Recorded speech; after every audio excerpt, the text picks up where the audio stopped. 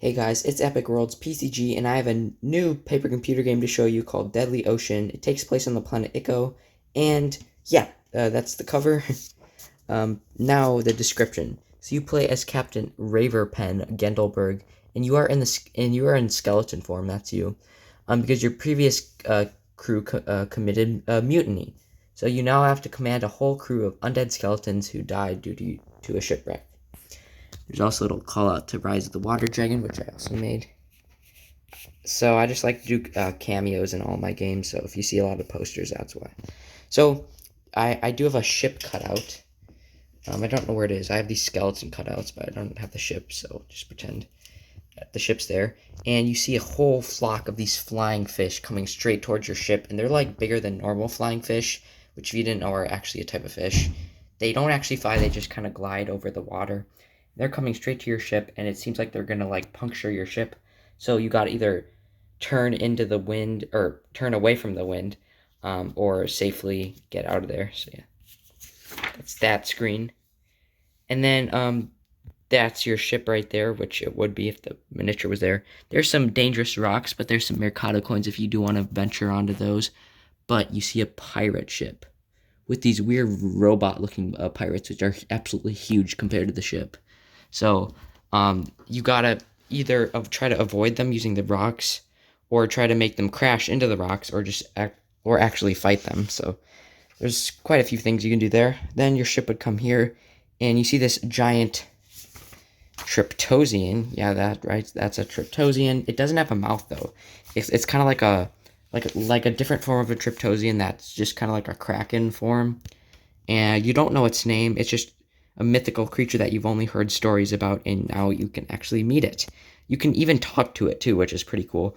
And yeah, so you can learn its name. Then over here is an island. So if your ship gets shipwrecked, if you do decide to tag it, then yeah.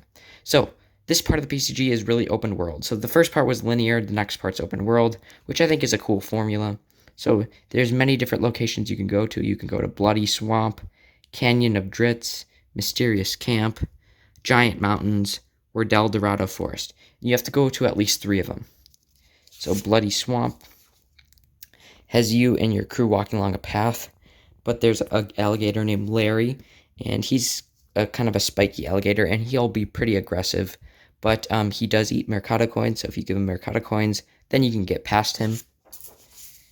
Then you come across this Tiki Nuki camp, which you didn't even know lived on Ico.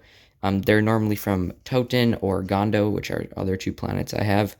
And this is just a very small village, very small population, and they will be either hostile or friendly. You can do a diplomacy with them, but it'll be difficult because they don't speak your language. So you have to use like hand signals and stuff.